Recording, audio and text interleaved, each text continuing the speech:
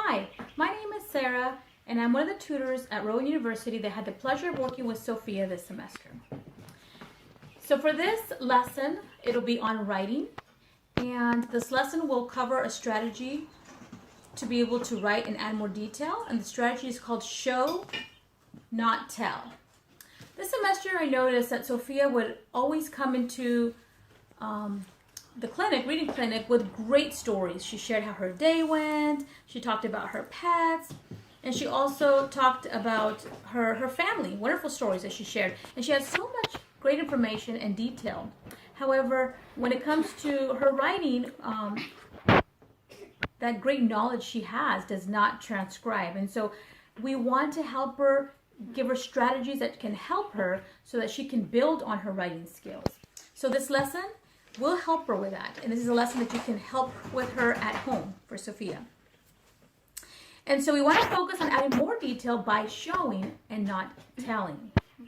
And why is that important? It is important that Sophia is, as a writer, is able to give the reader the experience of being able to visualize what she is saying, how the character feels, what the character is going through, and that would allow the reader to have a better connection with the character or the setting.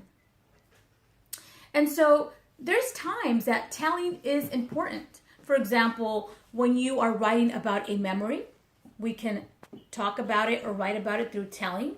When we are giving background information, background knowledge about a character or setting, it's okay to tell when we write. However, most of our writing is important that we show and not tell. And this will allow for the reader to become engaged and allow for their imagination to grow and visualize what the character is going through and experiencing. And so for today's lesson, I will be using a mentor text called Marisol McDonald Doesn't Match. And so this book talks a little bit, I'm going to give you a little bit of background information on this book. This book talks about this girl that she doesn't match. She's different from the rest of her classmates. Her background is she's Peruvian, Scottish, American. She speaks 2 languages. She has red hair. She's got freckles. She loves to do things that most of the students don't do.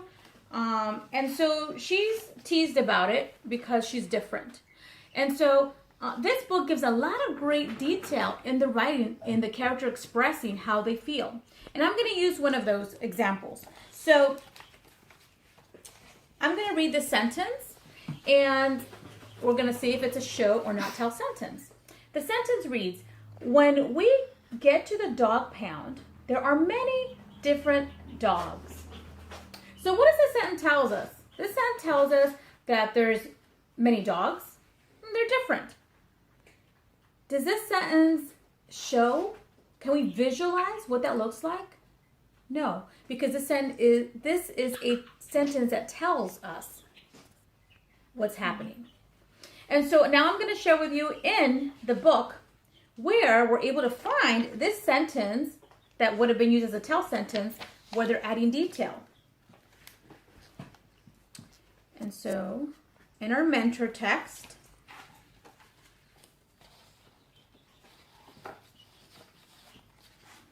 we see here, she says, Marisol here is talking, "When we go to the pound, there are big dogs and little dogs. There are dogs with long noses and dogs with smushed faces. There are chocolate-colored puppies and smoky gray puppies, and puppies the color of caramel." So in this scene here, we are able to visualize and experience. We can see what these dogs look like. They're not just different. Some of them have smushed faces. Some of them have long noses. Some have a chocolate color. Some of them have a smoky gray color, and others have the color of caramel. So there's a big difference. It allows the reader to be able to visualize the scene, right? The puppies. And so this is why it's important that we show and not tell. So I'm going to show you another way that we are able to help her by using anchor charts. So this anchor chart is show, not tell. And so we want to make sure that when we're adding detail to our sentences, we want to use describing words to help the reader make a picture. And so here's a sentence, an example of a sentence that is telling. Tim's hands were cold and clammy. Okay? Not much detail. Can't really visualize it. They're just telling. And so we want to show the reader how the character feels. Right? So his hands were shaking. A big smile came over his face and his eyes lit up. I'm able to, as a reader, visualize this shaking. I know what that feels like. I can feel that. I can sense that. Big smile came over his face. It's not just he's happy. I'm seeing his smile and his eyes lit up. So when we write about what it looks and feels and sounds like, we want to make it a mystery. We don't want to just give it away. And so with this sentence, we're able to see glowing eyes, a big smile. He's happy. His hands are shaking. Hands are waving up in the air and he's jumping up and down. We're able to visualize by adding detail in our writing. We're able to visualize what the character is feeling and experiencing. Another anchor chart that I'd like to share with you that is important for Sophia to remember when she's adding detail to her writing is to show using her senses. And so we want to make sure that she stops and thinks when she's about to add information to her writing. The visual component, how does it look? Some examples that she can use is size. What is the size of it? Is it big? Is it huge, enormous? What is the color? What does that look like? The shade, like what we saw in the mentor text where it described chocolate brown. It describes it. What is the shape of it, right? When it comes to sound, what can she hear? What does it sound like? What is the volume, the tone, the pitch? Is it screeching loud? I had to cover my ears. It was screeching loud. How about the smell? What does it smell like? What's the aroma, the odor, the scent? When it comes to her sense of taste, how did that taste? What were the flavors? Was it hot? Was it cold? The texture, how did it feel? Was it rough or smooth? What was the temperature? So we want to remember that we want to emphasize over and over that she wants to show and not tell in her writing. Okay, so let's, I'm going to give you an example of maybe a writing that we would have with Sophia. So let's say Sophia were to start writing, and we were to ask her, what is your day like at the fair? And so she starts writing about her day at the fair. And we come across a sentence like this that says, the fair was fun. So we want Sophia to add more detail. We want her to show us what was that experience like by using her 5 senses. And so this is when we can bring up the anchor chart, or we can have a graphic organizer that she can use, that she can show us what does that look like. And so we would have Sophia share with us, Sophia, what did you see at the fair? So some things that we can point out, or she could tell us, is a Ferris wheel.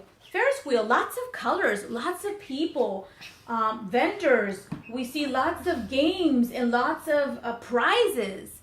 What did it sound like at the fair? It was noisy. I could hear the rides. I could hear people screaming at the rides. I could hear music. I could hear people talking. I could hear the vendors shouting out to come play their games.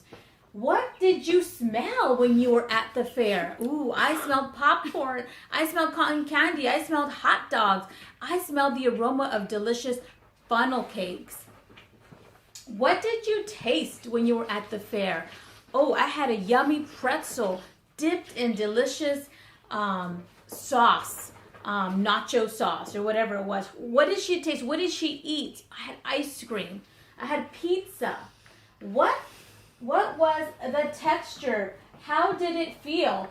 I got on the rides and I was able to feel the handlebars. They were cold. And So what was the textures when she was at the fair? Now, in most of the writings, even maybe using 2 to 3 sentences is great. If you're able to use all 5, that's amazing. But 2 to 3 sentences are awesome to use in our writing. And so we want to be able to encourage Sophia to be able to do that. And she's able to do that with most of her writing. We need to help her with that. And we can help her by allowing her to use her senses to be able to add detail to her writing. Okay, great. So with all these strategies, being able to use a mentor text, being able to provide visuals, provide her with some anchor charts that can help her, and being able to provide her with graphic organizers. Here's one that I've created that I will send to you so that you can use with her.